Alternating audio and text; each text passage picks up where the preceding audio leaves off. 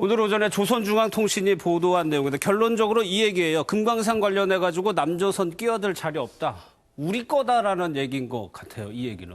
아니, 북한 거 맞죠. 예. 맞지만 이제 2050년까지 50년간 이용을 할 수 있게 정주영 회장이 이 통일을 위해서 군사적인 부분 말고 민간 부분에서 기여를 예. 좀 해보자라고 북에 가가지고 합의를 해가지고 거기에 이제 고 정몽원 회장하고 김윤규 사장 명의로 50년간 거기를 사용하기로 이렇게 일종의 계약을 맺은 거 아니겠습니까? 예. 그렇기 때문에 저거는 뭐 북한 건 맞지만 그 계약을 존중한다면 50년간은 우리가 저기를 이용해서 예. 남북 화해의 어떤 전진 기지로 삼고 어떤 이런 것을 할 수 있는 곳이죠.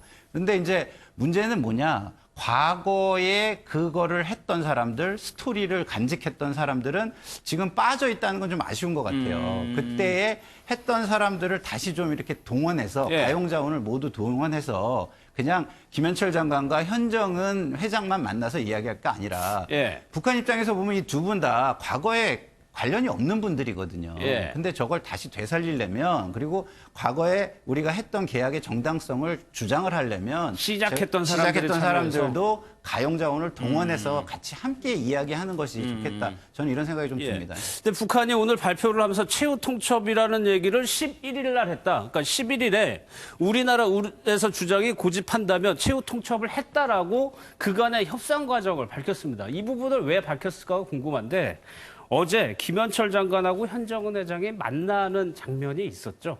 일단 그 영상을 좀 보겠습니다.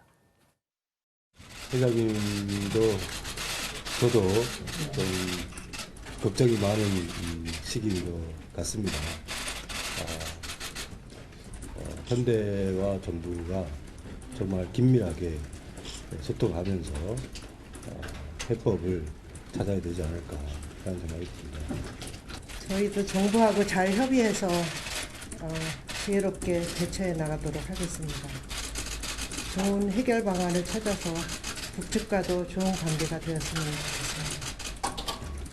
그러니까 북한이 오늘 왜 끼어들지 말라고 얘기를 했냐고 시간순으로 이종구 평론가님 정리해보면 11일 날 이미 자기들은 얘기를 했는데 어제 14일 날 현정은 회장을 만나가지고 돌파구를 찾아보겠다. 네. 이런 얘기를 하니까 세기를 박은 셈이 되는 거예요. 네, 그렇습니다.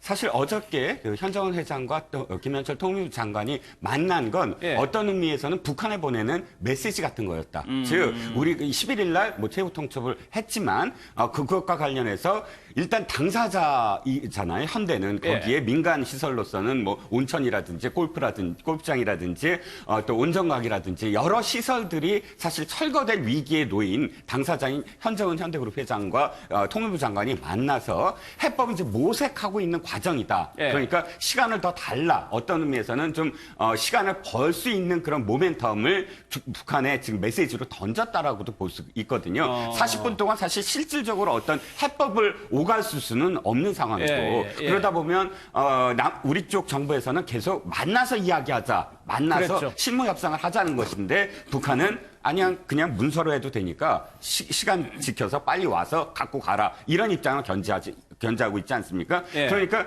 정부로서는 어쨌든 우리가 지금 이렇게 해법을 모색하고 있다라는 모습을 보인 건데 그것에 대해서 북한은 지금 다시 답을 내놓은 셈입니다. 아니 어떠한 해법도 그건 창의적인 해법이 아니라 우리가 말한 대로 해라라는 못을 밟는 그런 그 메시지였다고 볼 수가 있습니다. 그러다 보니까 장해찬 평론가 글쎄 그간의 북한과 우리 쪽에서 했던 그런 교환 협상 내용 같은 것을 북한이 공개를 하면서 이런 최후 통첩도 통일부는 얘기를 하지 않았었거든요. 그러니까 또 북한 정부를 같은 숨겼다. 경우, 네. 예. 전 계속해서 아까 우리의 이 2명의 탈북자 송환 이야기도 마찬가지고요. 절차적인 문제를 자꾸 통일부가 유발시키는 예. 것 같아요. 처음부터 차라리 과정들을 좀 떳떳하게 공개를 하고 우리가 이런 상황에 있다, 북한의 태도가 이렇다 국민들에게 알렸다면 국민들이 사실은 하지 않아도 되는 의혹을 가질 필요가 없는 겁니다. 그런데 탈북자 지금 보내는 것도 꽁꽁 감추고 있다가 이 대통령 비서실 관계자의 핸드폰 문자 메시지를 그랬죠. 통해서 예. 본의 아니게 공개가 된 거잖아요. 그렇다 보니까 수많은 의혹이 꼬리에 꼬리를 무는 상황이고 이번에 이 금강산 철거와 관련해서도 북한은 계속적으로 문서 협의를 고수하고 있었고 또한 지난 11일에 정말 최후 통첩을 했다고 본인들이 밝혔습니다. 근데 우리 통일부 같은 경우는 최후 통첩 받았다는 이야기를 전혀 하지 않았어요. 예. 그렇다 보니 지켜보는 국민이나 보수 야당 입장에서는 통일부가 계속 뭔가를 숨기려는 것이 아니냐. 북한과 대화가 잘 안 되는데 예. 그런 것이 드러나면 정부의 어떤 대북 정책 점수가 낮아질 수 있으니 안 좋은 이야기는 계속 감추고 억지 춘향으로 좋은 이야기를 계속 만든다. 예. 현정은 회장과 만난 것도요. 사실 11일에 최후 통첩 받았으면 현정은 회장과 만날 게 아니라 이 최후 통첩을 일단 좀 보류하는 그러한 실무적인 움직임이 있어야 되는데 예. 그런 건 전혀 없이 현정은 회장 만난 것도 결국에는 북한 입장에서 황당할 거 아니겠습니까? 예. 우리의 최후 통첩에 대한 답은 따로 없이 현 회장 만나서 뭔가 잘 되고 있는 것처럼 잘 될 것처럼 꾸미는 게 오히려 저는 북한 당국의 심기를 더 거스른 측면도 있다고 보여지기 때문에 예. 지금의 이 김현철 장관 체제의 통일부가 절차적 투명성을 가지고 있지 못하다. 국민들에게 그리고 외교 파트너들에게 절차를 좀 투명하게 공개하고 좀 제대로 정도를 걸어갈 필요가 있는데 뭔가 안 좋은 것은 자꾸 감추려고 하는 편법을 쓰다 보니까 일이 오히려 2배, 3배로 더 꼬이는 그런 측면이 있다고 봅니다. 연말에 한 아세안 특별정상회의에 김정은 위원장이 올 것이냐, 탁현민 전 행정관은 준비는 다 끝났다라고 얘기를 하네요. 영상을 좀 보겠습니다.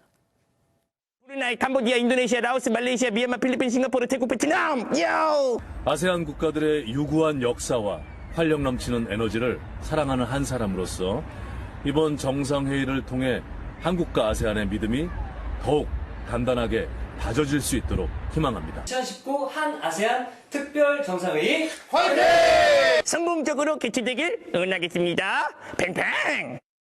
김정은 위원장이 뭐 온다 안 온다 얘기가 지난주까지도 있었는데 지금 일주일 남았거든요. 사실상 지금은 좀 어려워졌다고 봐야 되는 건가요? 개인적인 바람을 묻는다면 오셨으면 좋겠다. 오시는 게 좋다. 여러 가지 의미에서. 그리고 실무적으로 어떻게 하고 있냐면 오실 수 있는 것까지도 준비해 놨다. 지금도요? 예, 아니 그건 계획으로 제가 갖고 있는 거니까. 언제든 오케이 하면은 실행할 수 있는 것들은 당연하죠. 있다. 준비를 다 완벽하게 해놓은 상태에서 기다리는 거지 마지막까지 오셨으면 좋겠다는 생각을 하고 있습니다. 김재배에서 저 얘기는 뭐 한 아세안 정상회의 정부로서는 홍보를 할 수밖에 없는 입장인데 왔으면 좋겠다. 그 기대를 끝까지 놓지는 않고 있는 것 같아요. 현재 시국에서도. 네, 그렇죠. 그런데 이제 아주 현실적으로는 예.